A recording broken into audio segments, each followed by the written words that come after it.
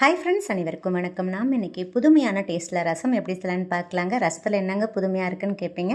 ஆனால் இந்த ரசத்தில் புதுமை மட்டும் இல்லைங்க, மருத்துவ குணமும் அதிகமாக இருக்குது. இந்த ரசம் இருந்தால் போதுங்க, குழம்பே தேவையில்லை, கேட்டு வாங்கி சாப்பிட்டுக்கிட்டே இருப்பாங்க. அந்தளவுக்கு ரொம்ப டேஸ்ட்டாகவும் அதே டைமில் ரொம்ப ஹெல்த்தியாகவும் இருக்கும். எப்படி செய்யலான்னு பார்க்கலாம் வாங்க.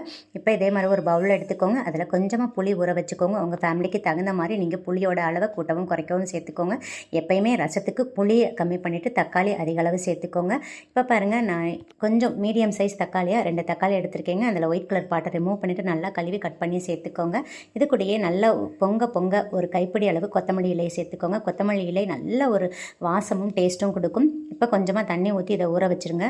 நெக்ஸ்ட்டு சின்ன முடியாக அரை முடி தேங்காய் எடுத்திருக்கேன். அதை பீஸாக கட் பண்ணி மிக்ஸி ஜாரில் தண்ணி ஊற்றி நல்லா அடித்து வடிகட்டி 2 தேங்காய் பாலாக எடுத்து வச்சுக்கோங்க. ஃபஸ்ட் பால், செகண்ட் பால் ரெண்டுமே எடுத்து வச்சுக்கோங்க. இப்போ தேங்காய் பால் ரெடி ஆயிடுச்சு. இதுதான் இந்த ரசத்துக்கு மெயின் இன்க்ரீடியன்ட்டேவும். நெக்ஸ்ட்டு மசாலா பொருட்கள் பார்த்துடலாம். 1 டீஸ்பூன் சீரகம், 1 டீஸ்பூன் மிளகு, 2 மிளகாய் வத்தல் உங்கள் காரத்துக்கு தகுந்த மாதிரி சேர்த்துக்கோங்க. 4-5 பூண்டு, கொஞ்சமாக கருவேப்பிலை.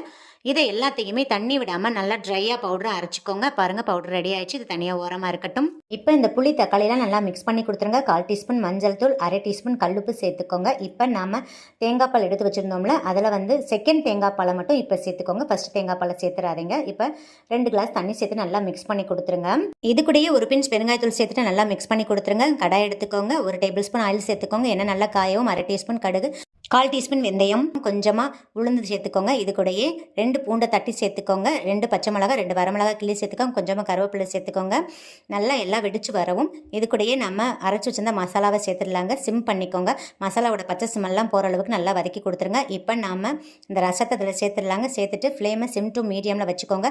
ரசத்தை ஃபுல்லாக கொதிக்க விடக்கூடாதுங்க. அப்படி கொதிக்க விட்டிங்கன்னா ரசம் கசப்பு சுவை கொடுத்துரும். அதனால் ரசம் நல்லா மேலாப்பில் நுரக்கட்டி வருது பாருங்கள். இப்படி நுரக்கட்டி ஒரே இடத்துல மட்டும் லைட்டாக பிரிஞ்சு கொதிக்குங்க. இந்த அளவு கொதிச்சாவே போதும். இப்போ ஸ்டவ் ஆஃப் பண்ணிவிட்டு நாம் எடுத்து வச்சிருந்த ஃபஸ்ட்டு தேங்காய் பாலை லாஸ்ட்டாக தாங்க சேர்க்கணும். இப்போ ஃபஸ்ட் தேங்காய் பாலை சேர்த்துட்டு நல்லா மிக்ஸ் பண்ணி கொடுத்துருங்க. அவ்வளோதான், நம்மளோட தேங்காய் பால் ரசம் மணக்க செம்ம டேஸ்ட்டாக சூப்பராக ரெடி ஆயிடுச்சுங்க. இந்த மாதிரி ரசம் வச்சு கொடுங்க, கேட்டு வாங்கி சாப்பிட்டுக்கிட்டே இருப்பாங்க. குழம்பே தேவையில்லைங்க. இந்த வீடியோ பிடிச்சிருந்தா லைக் பண்ணி ஷேர் பண்ணி விடுங்க. மறக்காமல் சப்ஸ்கிரைப் பண்ணுங்கள். நன்றி, வணக்கம்.